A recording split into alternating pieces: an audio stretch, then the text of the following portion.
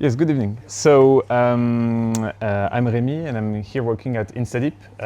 We're happy to host the conference and to host you guys in our offices. I am going to talk to you a bit about infrastructure. I'm sorry, I'm not an AI researcher or machine learning engineer.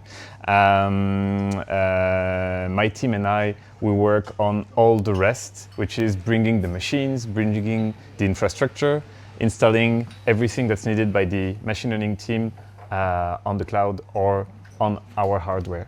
Maybe a show of hands also, who here is building his own infrastructure, either on virtual machines, on the cloud? Anyone? Okay, not so bad. Oh yeah, also people in my team, of course. So yeah, maybe you have not heard then about tools. I guess you know about GCP, Azure, the big cloud hyperscalers. Who here has heard about Kubernetes? Okay, not so bad. And Git, I guess, also. Okay, fine. Well, still, I will try to explain a bit. But first, a word about about us. So InstaDeep, we are total, I think, a few hundreds, I think 400s around the world. Primarily, we have offices in Tunisia. The company was founded in Tunisia, in Paris and in London, but we also have other offices. Among us, several hundred people, so mostly people are machine learning practitioners, AI researchers, machine learning engineers, and to support and help all of them, my team, we are somewhere in the 20 people, 20, 25 people. And the whole question is how we help the team being able to focus on their job, the machine learning part, and not on finding the infrastructure and setting up the infrastructure, but focusing on their job. InstaDeep, we have been founded in 2014. We have been acquired recently in 2023 by BioNTech. We do missions for our customer, industrial optimization models, biology models, of course, for BioNTech. Also a bit of computer vision as well. We are strong on reinforcement learning, but yeah, we build our models, and for that we need system to be able to help people doing their training, but also inference, and we'll come to that. So myself, by the way, I've been at InstaDeep for 5 years. Before that, I was a tech lead in insurance.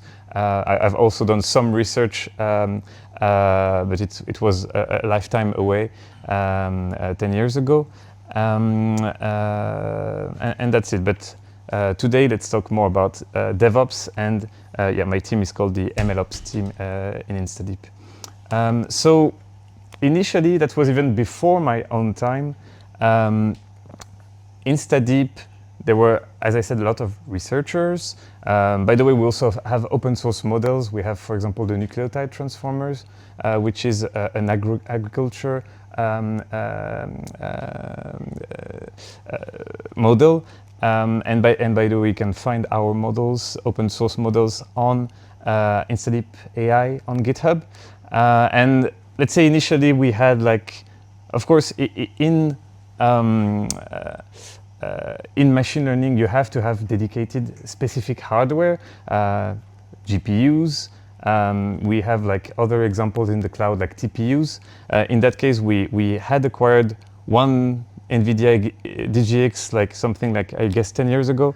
And this server was installed somewhere in the office at that time, and people were having direct XSH access to it and sharing the machine and trying to schedule their experiment. But when you are scaling and when you have several dozens and then hundreds of people, this cannot last. And of course, also, as you might know, we need huge quantities of hardware to be able to train our own models. And so the more servers you have, the harder this becomes.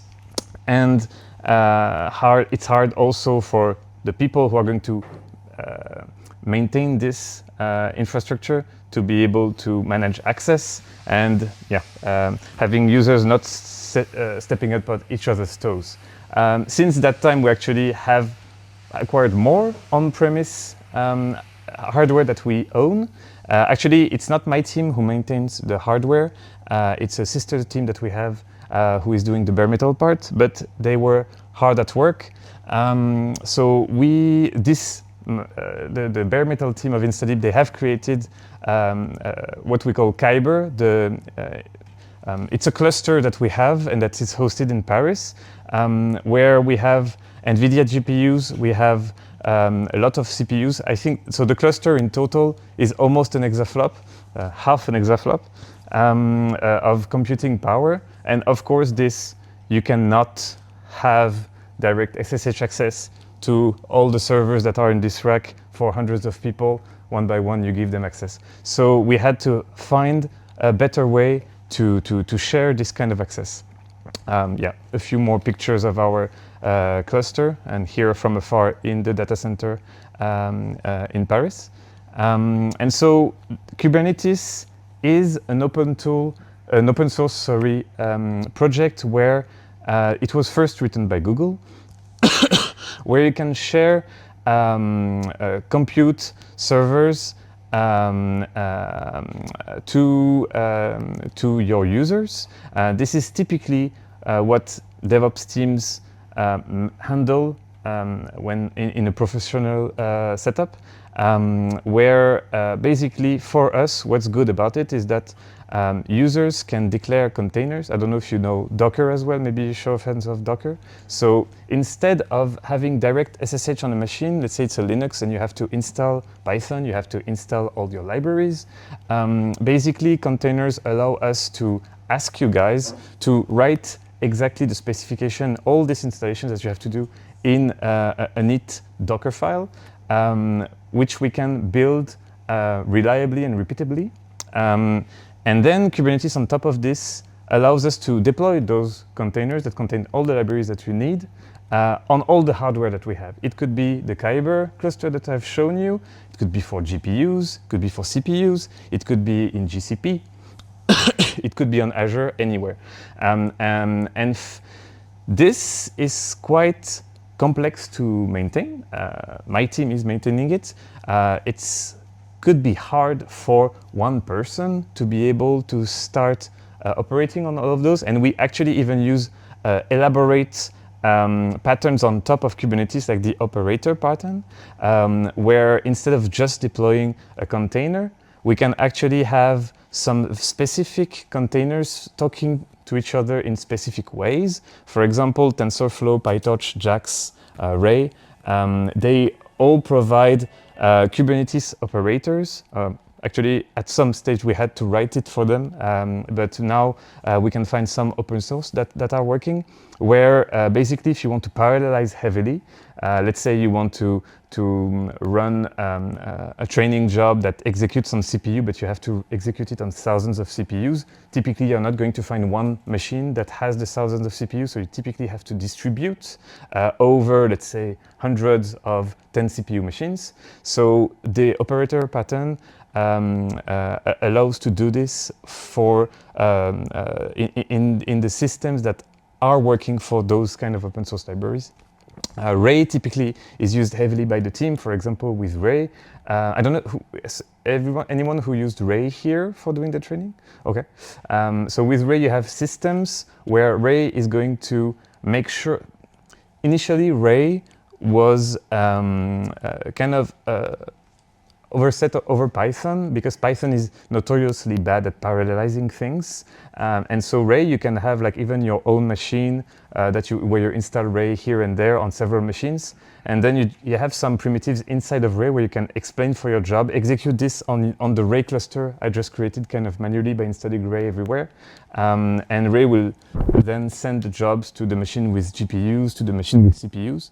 And it will allow you, for example, to have some simulation could be running on several CPU machines while aggregating the data. You can then execute some training on a GPU machine. And this is quite easy to do with Ray, but you still have to, again, install this Python, install Ray, set up the machines all together, being sure that they can communicate through the network, all this infra work. And so this can become quite complicated. While being the machine learning practitioners, you kind of want to test quickly, maybe test on CPU, on GPU, change a lot of things at once. And so that was the problem we were trying to solve for people, so that they don't spend their time doing all of this. So the cluster that I showed before was delivered with Kubernetes. And then with this Kubernetes, my team comes and writes something to be kind of the glue between the hardware and the machine learning practitioners. And so, yeah, as I said, AI training will still become complex because on top of all this, you have to test, you have to be sure you don't spend to have the costs of your training rising. For example, as I said, we have on-premise, but we have the cloud as well. And something that we've seen a lot is that people spin a VM on Google Cloud, put their training on it. It would be a VM with a GPU, and then maybe forget about it. And so the VM is still up and running, and then you are paying a GPU for weeks, and you don't know about it until you get a bit of an alert, and maybe some of your management might not be so happy about it. And so yeah, cost is a big problem in the teams. And if you have to use the elaborate tools that I described before, then you have to rely on DevOps. So DevOps, MLOps team. And one problem that we've had is that initially we were kind of assigning to some project one DevOps, one person, and this person would rewrite everything, rewrite some CI to help with your training, rewrite all the infrastructure, and this was not scaling well for the company, not at the numbers I was saying, like 20 people to 300. And so to manage the complexity, basically, we have built our own platforms, our own platform, which we actually also made a product, which is called AIchor. And now AIchor is a platform that executes the training workloads on Kubernetes. Our target is Kubernetes, and we are betting heavily on it. And it's very simple pipeline where you commit your code on Git, and the pipeline builds it. So we need a Docker file to be in your code so that we can build it. And then we run it according to some recipe file that you write, which would be a manifest. And then we give you all the ways to monitor it without needing to run it by yourself. So you can just trigger it, and then you can forget about it and wait for the results. It's scalable because it's based on Kubernetes, and you can test with different hardware, provided that the company, for example, allows you to do it. So in InstaDeep, for example, as I said, we have on-premise. We can also use some TPUs for research, for example. We have like possibilities, and in AIchor we support all the cloud hyperscalers. Yes, it solves some of the issues. Also, since we provide the web interface, I can show you in a minute. We can manage better the access rights to people who can see this project or that project, thanks to SSO, for example.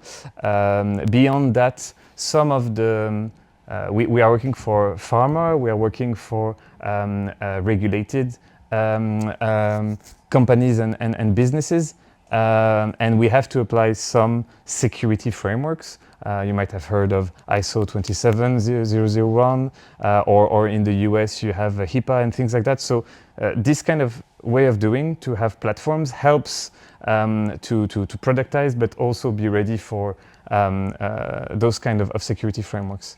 And so more in detail about how it works. So I've explained a bit already the pipeline that we are doing. AIchor would typically do this pipeline where we wait for a Git commit. So we are kind of a GitOps opinionated platform where we support Azure DevOps, GitLab, GitHub. And when the build, run, monitor pipeline is executed, the kind of spice or sparkle that we have on top is this operator system that I was explaining before, where actually when the job is executed, so there could be several jobs executed based on the number of commits you have done. The way we do it is that we ask people to put a prefix in their commit so that it executes the jobs. Inside one job, you can have, for one job, a whole distributed setup of containers on the target Kubernetes cluster that work together for one job. And you configure all of this by yourself, and you don't need any discussion with a human bottleneck, a human DevOps to be in the loop. You can do everything by yourself.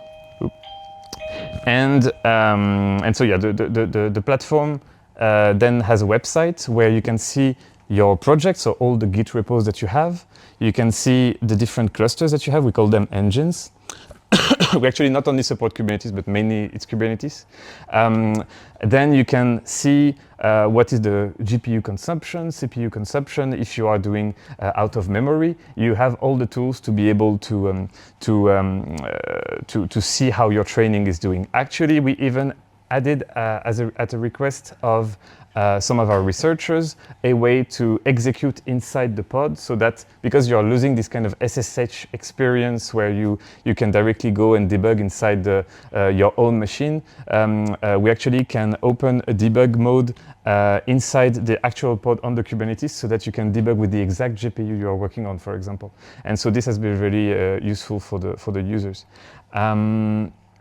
Yeah, so we have a lot of features that we added on top to make sure that people are able to do everything by themselves without waiting for a human to help them. Maybe I could just do a little demo. I have a project that we use for our Q&A. Actually, I ran an experiment myself before. Seems to be pausing. But yeah, you can see here that people are able to, as a machine learning user here, practitioner, I can see my experiments, I can see my projects. And here we have a Q&A project. It's looking like this. So inside GitHub, you have your project. Sorry about that. Here. So maybe so inside your project, as I said, you have to have some Docker file. So we have a few in this one actually to test. And you need what we call the AIchor manifest. And it's basically just a YAML file. Maybe it's a bit small here. Oops. I forgot how to zoom here. Maybe it's better that way. And so basically you just have to declare a few things. Where is the Docker file you want to execute? As a user, you put the command line you want to execute. So let's say you're using Python and you're executing Python. And as I said, we have operators that we support. So we have a whole documentation, and also we are very agent friendly. There are skills to use this, and we also have auto completion to generate this kind of YAML. But each operator, would then have a different structure in the YAML. And here, for example, for kuberay, what Ray typically requires is a head container And here you can define whatever you want in the head container, which would be the one executing your script at the end of the day. And then you have workers. And workers could be, you could have any group of workers, and you can have several of those groups. So for example, here I just put a CPU operator, but you can have a number of these machines. So let's say you want 10, you could have 10 here. And you can say each of the 10 machines, you want it to have 10 CPUs, a certain number of RAM per CPU. And most importantly, if you want a GPU. Accelerator can be any kind of special hardware like CPU, GPU, TPU, etc. And here, for example, we don't have any GPU, count is 0. But if we had, we would be requesting some NVIDIA H100 80 GB of VRAM. And basically here, if I just use like 10 of those workers, and I want like 8 GPUs on each, then I would be requesting several racks of servers inside the data center. And you can, along with those, let's say 10 GPUs, you can still have a worker group named CPU, where you could have like 100 of machine of 10 CPUs. And so this is how you request for infrastructure, and the infrastructure is provisioned to you. And then based on the script that you're executing, if this script, for example, is using the good Ray primitives, but you don't have to set up anything, you just use Ray, then with Ray installed, with this kuberay, everything will work for you and will be done for you. And we have the equivalents for PyTorch, for JAX, and so on and so forth. And so basically here, for example, I could do a commit. So let's just say I want 2 CPU on this machine instead of 1, and this is just a commit. Copilot is generating a nice commit message. Here, as I said, we have some rules about the wording you put on your commit message, and basically AIchor will detect here that this is an experiment that you want to run, so you can name it, of course, something way better, like using voxel 51 to test your computer vision dataset. And if you commit, so I've seen that what I committed before didn't execute at the end, so I guess this is a demo effect. But so here it started an experiment. This one is me. And what we can see is that, as I was saying, first we will be cloning, and then we will be building the Docker file. So I guess since I just built it before, it should be in cache, and it should be a bit fast to run, but let's see if we see anything. But in the meantime, let's just see what was my previous. Okay. I think my Docker file is not so great. No, wait. This is the running. So yeah, in the building, we can see that the Docker file is being built also with cache. This is something that can be a bit hard to set as well, so that the Docker file can be executed as fast as possible. We do it out of the box. Again, so that the machine learning practitioners don't have to think about it. And then we are going to submit. So this is just the step where we converse with the Kubernetes to set up all of these worker groups and all these pods. And eventually we run.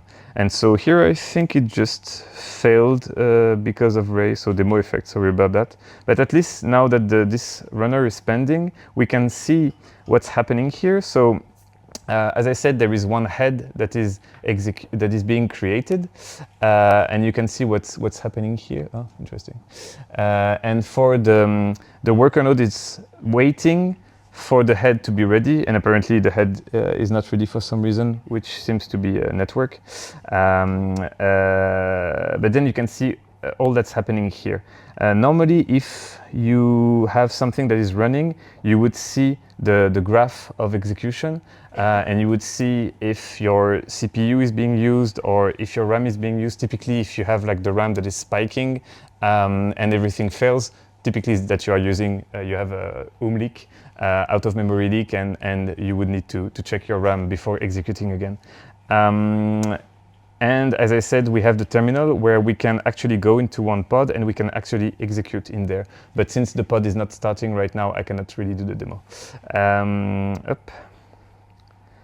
So typically when it's finished properly, you would see something similar to this. You would see the log of the head. Typically doesn't have great logs, worker either. And you can see the execution of your script. And your logs basically. But this is at the end of the execution, and here since we can see a bit of things. All right, so yeah, this was the demo. We also have a command line where we, with the command line, for example, we can generate some of those manifest files for you, help you get started. Also, we auto-generate the UV, Python files and so on. Let me just come back and finish. Here. So yeah, as I've been saying, maybe this is not so easy to see, but the architecture, we have an architecture where we split between control plane and data plane. What we call control plane and data plane is that we have the actual infra that we maintain for this website is hosted by us. Actually in our GCP. This is where we install our website. This is the website you just saw. And this is also, this control plane controls all the subsequent Kubernetes clusters that we are using for the compute. Data planes are where we actually compute. And for example, it can be an Azure of one customer or an Azure of one user where we can plug to it and then control everything that's installed and prepare it for execution. So this we do this with the cross-plane project, which is built for that on Kubernetes, and it's an infra as code project. From the data plane, we just recover the metadata such as the logs, metrics, and so on. And we also have a way to handle buckets, so that, for example, you can store your data in S3 either on your side, or we can also handle it for you guys. With our control plane, we can deploy and handle in any sort of data plane, either on-premise or in the hyperscalers. And so all of this is heavily oriented towards training. But we actually are thinking about inference, where inference, there are several types of inference that we've seen, either real-time inference, where you have an API or LLM or things of the kind where you're expecting a fast response, or you also have batch inference. We have customers who just do an inference once every week, once every month. It depends on your business and your needs. And so those are more akin to jobs. But actually, what we've seen is that often at the for the InstaDeep use cases, actually, we are kind of in between, where we're kind of queued, which is that, what I mean by this is that there are several people who wants to run inferences, but our models are not like LLMs or are not fast answering models. Our models, for example, for reinforcement learning, you could just give them a budget, and for the inference they take, you give them 30 minutes of runtime on a GPU, and they can play against themselves until the end of the 30 minutes. It's still not really batch where you have one run every week. It could happen at any time, but this is going to be slow to answer. You cannot expect a 1 second response when the model will take 30 minutes to evaluate. And so we had to have something a bit in between. And we have been using Ray for that again, but in this case, there is a project for Kubernetes for Ray, which is called KubeRay. And what is used in AIchor above is what they call Ray jobs on Kubernetes. And this is really good for batch, but we actually have also Ray services. And the Ray services are more akin to APIs, which are up and running and are waiting for your call. And we are kind of tweaking this to be able to do fire and forget to those APIs, where the Ray cluster in this case stays up and listening, but can take any length of time to answer. And this is some project that we have, which is called, which we call Inference Hub internally, and we want to add this to AIchor so that AIchor in the future can handle the training. But then when your model is ready, you can just deploy it with this kind of infrastructure ready for it to execute, and an API that is ready to listen to inference queries. And yeah, we have to implement, to be able to productize this, we have to implement cost management, task cancellation, fair queuing, this kind of things that a queued inference we need to have. But we don't see this being done a lot in the wild. We've seen only a few open source projects that have been tackling it so far. People are really oriented toward LLMs right now, and not really like us for specific models that are really slow to answer and are not at all textual, for example. Yes, so that was it. So any questions?